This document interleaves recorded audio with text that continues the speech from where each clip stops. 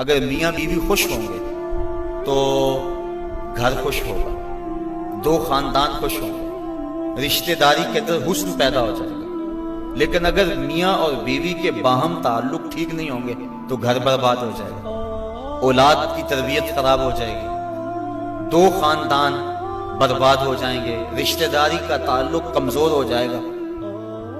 تو شریعت اسلامیہ نے اس کی سخت تلقین کی۔ ایک صحابی نے عرض کی، حضور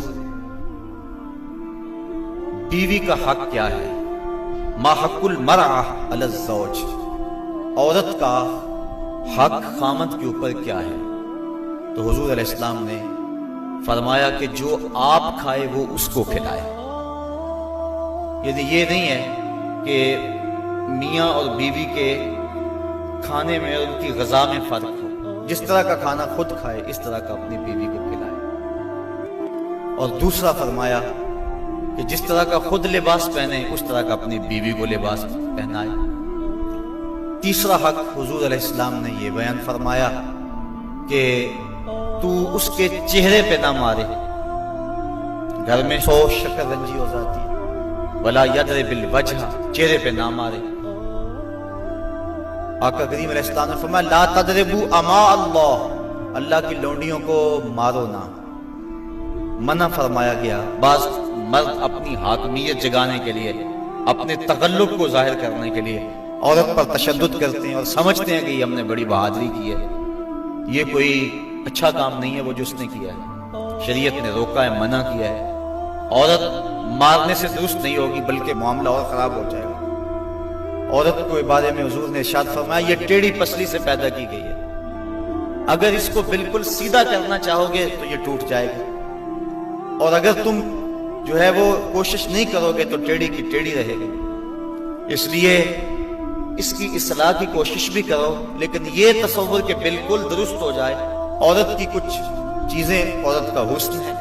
اللہ تعالیٰ نے قرآن مجید کے اندر ارشاد فرمایا کہ وہ لوگ جو محسن اور غافل عورتوں کے اوپر تہمت لگاتے ہیں، تو محسنات الغافلات، اللہ تعالیٰ جل شانہ نے یہ عورت کا حسن شمار کیا ہے، عورت کی خوبی بیان فرمائی ہے، غافل ہونا۔ مرد بڑا زمانے ساز ہو تو یہ اس کا حسن ہے، لیکن عورت بھولی بالی ہو، صرف امور خانہ داری کو جانتی ہو، باہر کے معاملات کو نہ جانتی ہو، یہ عورت کا حسن ہے۔ تو یہ لازمی نہیں ہے کہ عورت بھی مرد کی طرح تیز ہو۔ آج جس معاشرے میں ہم جی رہے ہیں، آج عورت کو مردوں کے مقابل کھڑا کر دیا گیا، اور وہ گھر کے کام کو بوجھ سمجھتی ہے، اور ہوٹل کے اندر کتنے کتنے لوگوں کو کھانا کھلا رہی ہے۔ گھر میں کہتے ہیں میرے ساتھ ظلم ہو رہا ہے، ایئر ہوسٹس بھرتی ہو گئی ہے تو 400 جو ہے وہ مسافروں کو جو ہے وہ پانی پیش کر رہی ہے، اور کتنے لوگوں کی بھوکی نظروں کا شکار ہو رہی ہے، ہر کوئی اپنی خواہش کے مطابق اس سے بات کر رہا ہے، تو وہ اتنے لوگوں کی خدمت کر رہی ہے۔ یہ ظلم نہیں ہے؟ اور گھر میں 10 بچوں کا کھانا پکائے اور اپنے خامد کے باپ کا اور اس کی ماں کا کھانا پکائے اور ان کی خدمت کرے تو سارے چیخ اٹھتے ہیں یہ ظلم ہو گیا، ادھر 300 400 لوگوں کی خدمت کر رہی ہے۔ یہ عجیب سا ماحول ہے۔ تو عورت کی کچھ چیزیں جو ہیں وہ اس کا حسن ہے، اور وہی اس کی زندگی کا نکھار ہے، اور وہی اس کی خوبی ہے۔ تو اللہ تعالیٰ نے قرآن مجید کے اندر غافلات کا لفظ عورت کی خوبیوں کو شمار کرتے ہوئے بیان فرمایا۔ مرد سمجھتے ہیں کہ ہم مرد ہیں اور ہمیں عورتوں کے ساتھ بالکل سیدھے سے رہنا چاہیے، ان کے ساتھ کوئی مزاح نہیں کرنا چاہیے، جبکہ مزاح فرمانا چاہیے۔ عورتوں کے ساتھ حضور نے فرمایا ہے، حضرت عائشہ صدیقہ رضی اللہ تعالی عنہا اور حضور جا رہے تھے کسی سفر پہ۔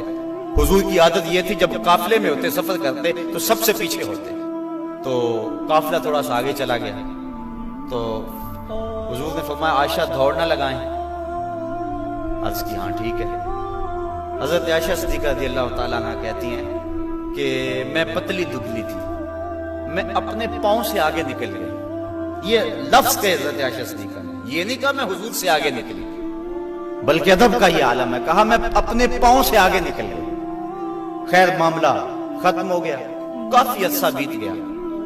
ایک دن پھر ہی ایسا موقع بنا، میرے جسم میں تھوڑی سی فربہی آ گئی تھی، تو حضور نے فرمایا عائشہ دوڑ نہ لگائیں؟ میں نے کہا لگاتے ہیں۔ تو جب دوڑ لگائی تو میں پیچھے رہ گئی، حضور آگے چلے گئے، تو حضور نے پیچھے پلٹ کے دیکھا اور مسکرا کے فرمایا یہ اس دن والا بدلہ ہو گیا۔ تو اب مزاح فرمایا حضور علیہ السلام، اور حضرت عائشہ صدیقہ رضی اللہ تعالی عنہ فرماتی ہیں کہ اللہ کے محبوب علیہ السلام مجھے حمیرہ کہہ کے پکارتے تھے۔ یہ محبت کا عالم تھا. تو عورت کے ساتھ اس نے سلوک کرنے کا درس دیا گیا ہے. تو فرمایا اس کو مارو نہ، ولا یکبہ، اور اس کو گالی نہ دو.